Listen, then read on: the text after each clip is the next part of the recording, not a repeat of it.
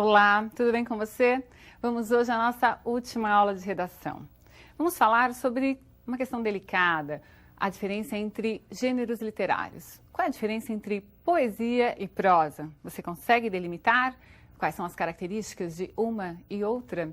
Não é tarefa fácil, inclusive entre os teóricos, entre os acadêmicos, não é? O que se pode dizer que é sempre poema? Fácil, é uma estrutura em que se aproveita apenas parte das linhas e se busca um ritmo. É isso mesmo? Essa é uma forma de você definir a estrutura do poema, mas todo poema traz poesia? Será que a poesia só existe dentro de um poema? É isso que nós vamos buscar agora revelar juntos, não é? Vamos tentar entender, não de forma sistemática e pensar que é absoluto, é desta forma e não pode ser de outra. Como eu disse, é questionável. Vamos lá. Ontem, na Via Nacional, um automóvel que ia a 100 por hora se projetou contra um plátano. Os 4 ocupantes do veículo morreram. Muito bem, você viu que a forma é a forma de um poema. Aproveitamento parcial das linhas, centralizado na folha, ótimo. Mas se nós colocarmos esse texto em prosa, que é aquela linguagem convencional, com frases organizadas na chamada ordem lógica, veremos que não há poesia nesse texto que construímos ali como um poema. Não há preocupação com o ritmo, não há preocupação com a linguagem, não há preocupação em transformar o comum em algo diferente, em algo que encante, em algo que toque de forma subjetiva o indivíduo.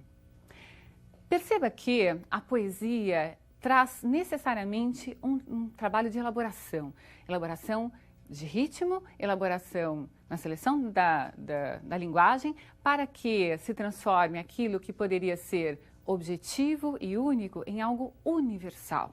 Leia esse texto comigo. Fiz de mim o que não soube, e o que podia fazer de mim, não fiz. O dominó que vesti era errado. Conheceram-me logo por quem era, e não desmenti, e perdi-me. Quando quis tirar a máscara, estava pregada a cara. Muito bem, a forma parece a mesma, não é? Temos ali um poema, mas você percebe a diferença no trabalho da linguagem, no ritmo, na subjetividade, né, empregada pelo autor, na escolha de tratamento do assunto, né? Veja que ele diz, ele fala em máscara, ele fala em buscar-se, ele fala em ter se perdido. Seria possível falar isso de maneira objetiva e tocar a todos? Como fazer esse trabalho, não é? Como trabalhar a linguagem de forma a torná-la universal? Bem, procurei sistematizar e vejam que não é de forma absoluta, mas é uma sistematização que servirá como orientação para que você consiga distinguir o que é poesia e o que é prosa. Há elementos formais? Sim, mas não só formais. Há elementos que são subjetivos. Leia essas orientações. A poesia vai trazer como características expressão subjetiva das coisas do mundo, linguagem elaborada não como expressão gramatical normativa, mas em favor do que o poeta quer sugerir ao leitor. O poema pode ou não ter rimas, métrica. As estrofes poderão ser irregulares. Há formas tradicionais que hoje já não guiam os poetas. Veja, nós conhecemos os sonetos, por exemplo, conhecemos as odes, por exemplo. Em aulas de literatura, a professora certamente comenta essas formas fixas de poesia. Hoje já não há essa preocupação em colocar a poesia dentro de um único formato. Hoje, quer-se usar a palavra da forma mais livre possível. E o que é um texto em prosa? Veja lá, expressão convencional da escrita. Normalmente, você escreve em prosa. A organização da linguagem é tendente a seguir as normas gramaticais. Preocupação com elementos exteriores ao autor, organizados dentro de uma coerência textual, mais centrada no objeto, no não eu. Muito bem, acompanhou aí essas orientações gerais para que você possa distinguir poesia e prosa? Veja, no seu vestibular, o que será pedido será uma dissertação em prosa, porque é muito difícil avaliar um texto em forma de poema. Quando se pede uma poesia, é muito difícil se dizer essa poesia vale 10, ou vale 9, ou vale 8. Depende do efeito que causa naquele leitor. Tudo bem? Então você fará uma dissertação em prosa. É assim que se pede no vestibular. Um outro texto muito interessante é a crônica. E a crônica é um texto em prosa. É um texto não pedido em vestibulares para que você construa, mas há elementos que, se você souber aproveitar, trará para a sua dissertação mais originalidade, mais criatividade. Quais são esses elementos? Você vai perceber que há um tratamento diferente na linguagem. Não há aquela obrigatoriedade do formalismo que a dissertação obriga, não é? Então, tem de se usar a norma culta, sim, mas na crônica é possível haver o coloquialismo. O eu vai estar presente. As figuras de estilo podem estar presentes. Leia uma crônica comigo. Todos nós queremos ser canibais. Eu ia escrever um artigo sobre o atual canibalismo político no Brasil, sobre o campeonato de denúncias para saber quem é mais ladrão, ao som de procuradores sapateando em fitas como bailarinas espanholas, mas cansei e resolvi ir a Real Thing e escrever sobre o canibal Hannibal, criação luminosa do Anthony Hopkins, agora no filme de Ridley Scott. Cada vez somos mais como ele, no darwinismo social que se instala. Já somos mais sozinhos, mais avessos à compaixão, mais frios. Para sobreviver, precisamos não ver o sofrimento dos outros, a injustiça e a desigualdade. Queremos ser tocados pela graça da impiedade. Daí o fascínio do assassino. Nada mais atraente que a psicopatia elegante. Todos queremos ser como Hannibal. Esse texto é de Arnaldo Jabor. Essa crônica é chamada reflexiva, a partir de um fato real, que é falar de um filme, né? Do novo filme, a continuação do filme O Canibal. O Arnaldo Jabor decidiu falar sobre o canibalismo na sociedade. É uma associação livre que ele decidiu fazer. Há aí comparações, há figuras de linguagem presentes, não é? Nós percebemos que o eu, logo de início, desponta. O Arnaldo Jabor assina o texto e se coloca nesse texto.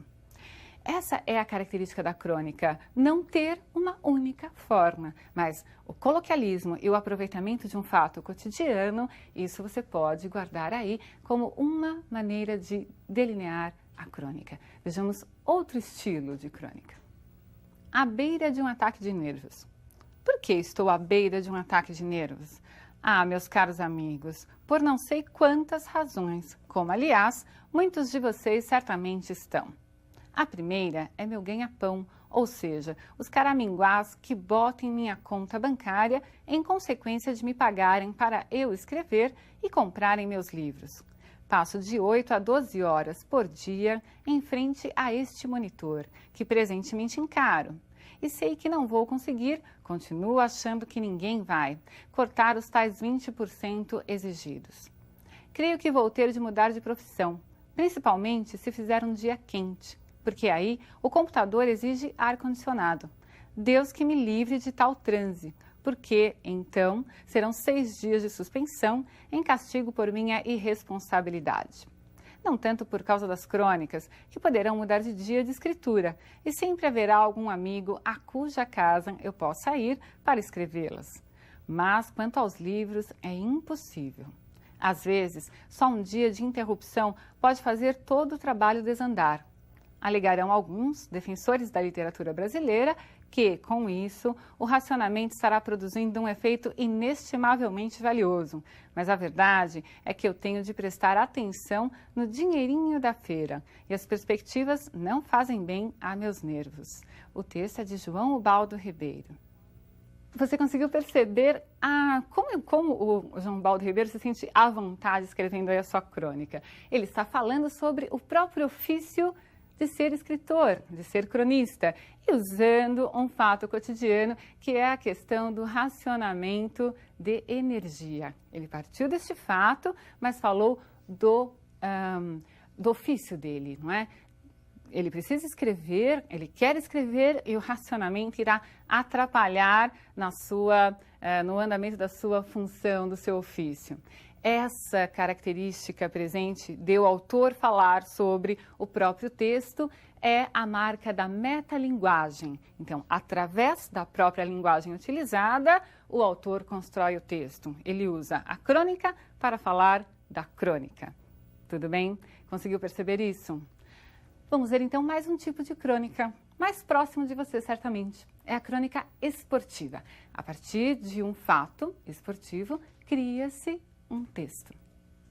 O Brasil desconfiava, apenas desconfiava, mas não sabia, como ficou sabendo agora, que um punhado de filhos seus nasceu com mãos de ouro. Mãos que afagam e que apedrejam, como diria o poeta. Mãos de Maurício, que tecem com dedos mágicos bolas de algodão. Bolas de fogo, Marcelo Negrão. Bolas de ferro nas mãos de Carlão. Bolas de morte nas mãos de Giovanni. E eu que pensava que os meninos da nossa terra só gostavam de brincar com bola que rola de pé em pé, no terreno baldio das peladas. Pois eles acabam de encantar meio mundo jogando com as mãos uma bola arrasadora contra as mais poderosas equipes olímpicas. Texto de Armando Nogueira. Você percebeu, então, aquela característica do aproveitamento de um fato cotidiano, que é o desempenho da brilhante seleção de vôlei, não é? Para se falar de uma coisa maior, não é? Mais ampla, que é a questão dos atletas que estão por aí na nossa sociedade, né, a serem descobertos. Então, eles dizem assim, no Brasil não há só os meninos que jogam peladas, né, os pés que são de ouro, as mãos de ouro. Nós temos aí também um recurso de estilo. Observe que ele utilizou as mãos para falar dos jogadores, para falar do todo, é a tal da parte pelo todo. Nós já vimos essa figura, a Cinédoque, lá em figuras de linguagem, nas figuras de estilo. Percebeu? Então, esse uso você pode fazer no seu texto, mesmo sendo um texto dissertativo. Mesclar a linguagem figurada com a linguagem objetiva pode tornar a sua dissertação mais interessante. Um dos elementos a serem avaliados no vestibular é a originalidade com a qual você trata o tema. E essa originalidade no tratamento aparece também na linguagem que você vai utilizar para elaborar o seu texto. Então, quais são os elementos da crônica que podem escorregar e aparecer na sua dissertação? Um pouco de figura de linguagem, a criatividade. Esse eu falando por si não pode aparecer. A sua dissertação não deve ser subjetiva, ela deve tratar o tema de forma objetiva. É o assunto, é o elemento exterior que é importante, mas os recursos linguísticos é que você pode aproveitar. E é possível que haja uma crônica para que você a interprete lá no vestibular. Combinado? Um grande abraço para você e até!